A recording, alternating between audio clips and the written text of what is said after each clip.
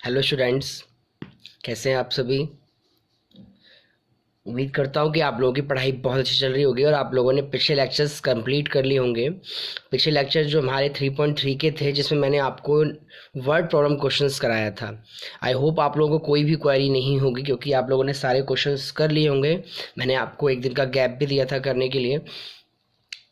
और अब हम आगे बढ़ेंगे, 3.4 एक्सरसाइज को कंप्लीट करेंगे। कंप्लीट में इन द सेंस, मतलब कहने का मतलब ये है कि आज मैं आपको बताऊंगा कि एलिमिनेशन मेथड कैसे करते हैं। उसके बाद नेक्स्ट लेक्चर में मैं वर्ड प्रॉब्लम क्वेश्चन कराऊंगा।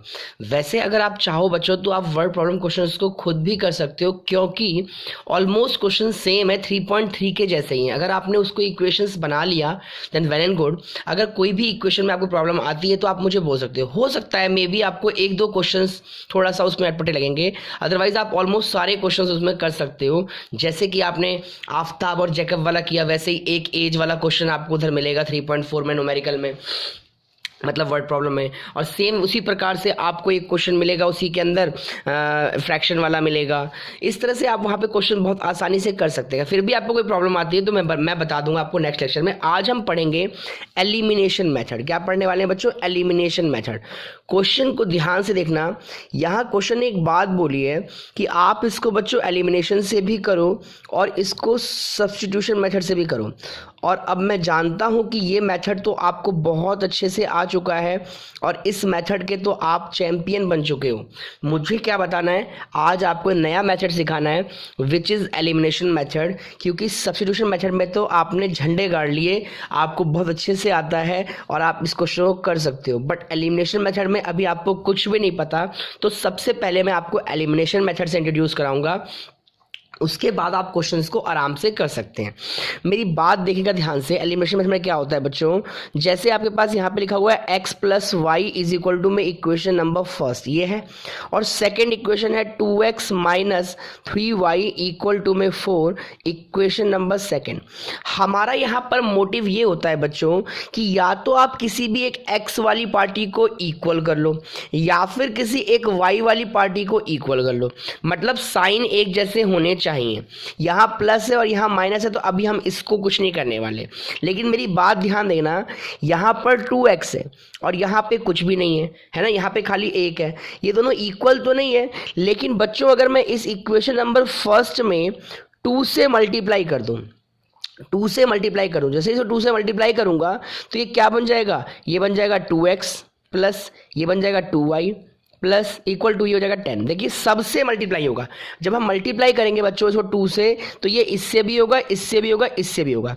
क्या अब दोनों इक्वल हो जाएगा? हाँ। तो इक्वेशन फर्स्ट में सेकंड से मल्टीप्लाई करने के बाद सब्ट्रैक्ट कर दो इक्वेशन नंबर सेकंड में से। मेरी बात समझ में आ रही है? देखो, इक्वेशन फर्स्ट में सेकंड से मल्टीप्लाई करने के बाद माइनस कर दीजिए इक्वेशन नंबर सेकंड को, तो उससे क्या होगा, ये देखिए ध्यान से। बहुत ही इजी है ये मेथड। अब आपको क्या करना है बच्चों, जब भी आप सब्ट्रैक्ट करते हो ना तो आप साइन चेंज करते हो। जैसे डिवाइड में करते हो ना, वैसे ही यहाँ प्लस है तो यहाँ पे क्या बन जाएगा, माइनस। यहाँ माइनस है तो यहाँ पे क्या बन जाएगा, प्लस। यहाँ प्लस है तो यहाँ क्या बन जाएगा, माइनस। अपोजिट साइन लेना है आपको, ठीक है। अब भूल जाना है आपको यहाँ पे कोई साइन था, देखिए ये कैंसिल आउट हो गया। हमारा मेन मोटिव यही था। अब यहाँ से ये कैंसिल हो गया तो ये 3 और 2 क्या हो गया बच्चों, 5 हो गया। 5y इक्वल टू में देखिए 10 में से 4 का कितना आ गया, 6 आ गया। तो यहां से y की वैल्यू कितनी आ गई, 6/5 आ गई। मेरी बातें क्लियर आ रही है? हो सकता है कुछ लोग इसको थर्ड इक्वेशन बनाएंगे, उसके बाद थर्ड में से सेकंड माइनस करेंगे। आपके ऊपर डिपेंड करता है, आप डायरेक्ट इस तरह से कर लीजिए या फिर मल्टीप्लाई के पहले थर्ड 4 में कन्वर्ट करो, उसके बाद भी कर सकते हो। बट हम ऐसे बहुत ईजी वे में यहाँ पे कर सकते हैं। अब इस y की वैल्यू को, put the value of y, आप कहीं भी रख दीजिए किसी भी इक्वेशन में। तो put the value of y in equation, कहीं भी रख दो। मैंने फर्स्ट में रख दिया मान लो, तो फर्स्ट है x प्लस y की वैल्यू है 6/5 इक्वल टू में 5। ठीक है बच्चों, तो x इज इक्वल टू में 5 है। ये जब उस तरफ जाएगा तो माइनस का 6/5 हो जाएगा। अब बहुत बच्चे यहाँ पे गलती करते हैं। क्या गलती करते हैं? माइनस कर देते हैं। याद रखना, कभी भी फ्रैक्शन में क्वेश्चन है और इस तरह से लिखा है तो आपको एलसीएम लेना पड़ता है, और नीचे जब आप एलसीएम लेंगे तो एलसीएम में 5 आएगा। ये तो बच्चों 5 बना हुआ है, इसको 5 बनाने के लिए यहाँ 5 से मल्टीप्लाई करना पड़ेगा, तो ये हो जाएगा 25 माइनस का 6। तो यहाँ से आपके पास x की वैल्यू आ गई बच्चों 19/5 और y की वैल्यू आ गई आपके पास 6/5। That is your answer. I hope आप लोगों को बहुत अच्छे से क्लियर हुआ होगा, आपको समझ में आया होगा। क्लियर है बच्चों? अब देखेंगे ध्यान से, देखिए कैसे यहाँ पे क्या था, ये ऐसा था और ये इस तरह का था, तो मैंने एक में मल्टीप्लाई, हो सकता है कभी दोनों अलग अलग हो और एक जैसे ना हो रहे हो, तो वैसे भी क्वेश्चन होते हैं। मैं एक और करके दिखाता हूँ आपको, देखिए। अब जैसे ये वाला क्वेश्चन है बच्चों, देखिए, सॉरी, देखिए ये क्वेश्चन इस तरह से लिखा है, आपने लिखा 3x + 4y इक्वल टू में 10, इक्वेशन नंबर फर्स्ट। दूसरा इक्वेशन है 2x माइनस का 2y इक्वल टू में 2, इक्वेशन नंबर सेकंड। अब तो ये दोनों ही अलग अलग है, कोई जरूरी नहीं है कि आप हमेशा x को, आप y को भी देख सकते हो, लेकिन अभी यहाँ पर क्या, ये y प्लस माइनस का, प्लस माइनस वाले मैं कॉन्सेप्ट भी सिखाऊंगा आपको, उसका कुछ अलग ही कॉन्सेप्ट थोड़ा सा है, आप उसमें ऐड करते हो, बता दूंगा मैं भी आपको वो भी। अब देखिए ध्यान से, मेरे को पता है कि मैं इसे क्या बना सकता हूँ, मैं इसको 6 बना सकता हूँ और इसको, मतलब आप दोनों का एलसीएम ले लीजिए तो 6 बन जाएगा। तो मैंने यहाँ पे क्या कहा कि इक्वेशन फर्स्ट को मल्टीप्लाई कर दो किससे, 2 से, तो 6 बन जाएगा। फिर सब्ट्रैक्ट कर दो और इक्वेशन सेकंड को मल्टीप्लाई किससे कर दो, 3 से। बातें समझ में आ रही हैं? इक्वेशन फर्स्ट को जैसे ही 2 से मल्टीप्लाई करूंगा, 2 3 = 6, 4 2 = 8 और 10 2 = 20। मेरी बात है क्लियर? और इस वाले इक्वेशन को जब 3 से मल्टीप्लाई करूंगा तो 2 3 = 6, 2 3 = 6 और 2 3 = 6। क्लियर? क्योंकि हम सब्ट्रैक्ट कर रहे हैं तो हम साइन को चेंज कर देते हैं। हम क्या करते हैं बच्चों, साइन को चेंज करते हैं। तो आप देख पा रहे हैं कि ये तो कैंसिल आउट हो जाता है, ठीक है। इस साइन को मैंने कहा है भूल जाना है, क्योंकि नया साइन अपोजिट आ जाता है यहाँ पर। तो ये मिलकर कितना हो गया, 14y, और यहाँ भी कैंसिल आउट कितना हो गया, 14। तो y की वैल्यू यहाँ से क्या आ गई बच्चों, 1 आ गई। क्लियर है इस चीज को? अब इस y की वैल्यू को आप इसमें कहीं भी रख दीजिए, सपोज आपने फर्स्ट में रख दिया, सपोज आपने सेकंड में रख दिया, कोई दिक्कत नहीं है। Put the value of y in equation first में रख दिया, देखिए 3x + 4, y की जगह पर हमने 1 रख दिया, इक्वल टू में 10।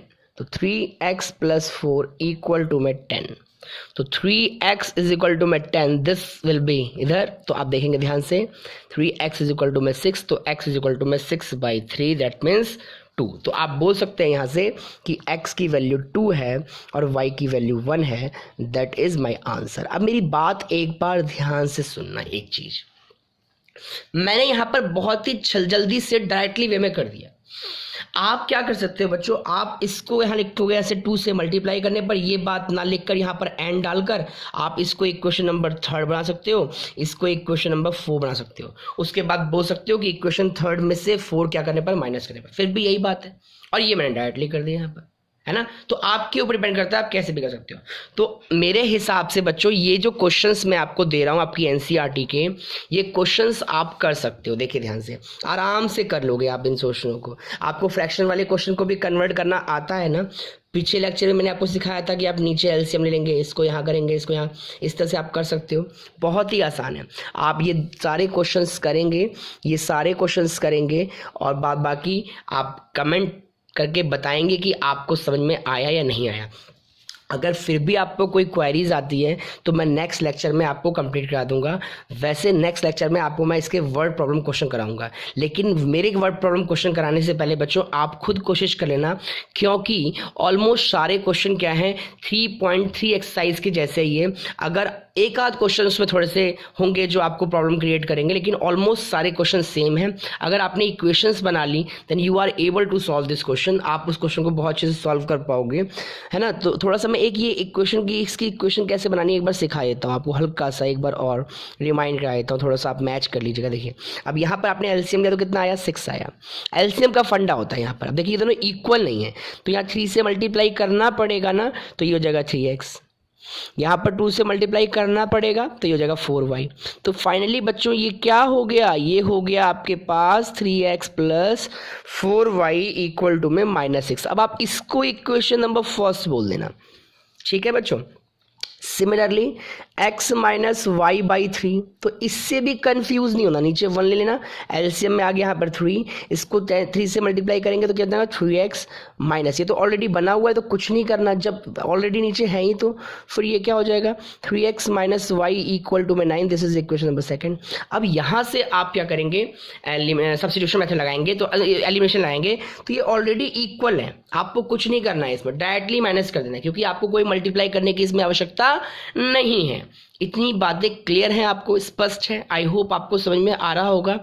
तो बच्चों आप लोग इन क्वेश्चनों को बनाइएगा और अगर आपके पास टाइम हो तो आप 3.3 एक्सरसाइज में जो मैंने पिछली बार आपको क्वेश्चंस लिखवाए थे आप उन क्वेश्चनों को भी एलिमिनेशन मेथड से बना सकते हो और सबके आंसर एक ही आते हैं। आप चाहे सब्स्टिट्यूशन लगाओ, आप चाहे एलिमिनेशन लिखाओ, इसके बाद मैं आपको दिखाऊंगा क्रॉस मल्टीप्लिकेशन मेथड, आप चाहे वो लगाइए, आप मेथड कोई सा भी लगाइए, सभी मेथड से आपके x और y की वैल्यू क्या होती है, सेम आती है। तो उम्मीद कर रहा हूँ कि आपको समझ में आ रहे होंगे लेक्चर्स। बच्चों आप बताया करो कि आपको लेक्चर समझ में आया कि नहीं आया, क्या आपको कोई मतलब तकलीफ हो रही है, प्रॉब्लम हो रही है इन सब इस लेक्चर्स में, तो आप मुझे बताया करो कि हाँ भाई हमें भैया ये लेक्चर समझ में नहीं आया या हमें ये वाला क्वेश्चन समझ में नहीं आया। मैं पूरी कोशिश करता हूँ कि नेक्स्ट लेक्चर में वो आपकी क्वेरी को मैं कंप्लीट करा दूँ, लेकिन जब तक आप बताओगे नहीं तो मुझे पता कैसे चलेगा कि आपको मेरे लेक्चर्स क्लियर भी हैं या नहीं है। ठीक है जी, तो आज के लिए इतना ही। Thanks for watching. आप 3.4 एक्सरसाइज कंप्लीट कर लेंगे, अगर आपसे वर्ड प्रॉब्लम हो सकते हैं तो आप उन्हें भी कर लेंगे। मैं नेक्स्ट लेक्चर में आपको वर्ड प्रॉब्लम के साथ मिलूंगा, तो आप वहाँ पर अपने क्वेश्चन को क्या करेंगे, वहाँ पर वेरीफाई कर लेंगे, चेक कर लेंगे कि आपने सही किया है गलत। ठीक है बच्चों, तो आज के लिए इतना ही। Thanks for watching, bye. मैं विकास मिश्रा, बने रहिए मेरे साथ लेट्स स्टडी एमवी क्लासेस पर। बाय।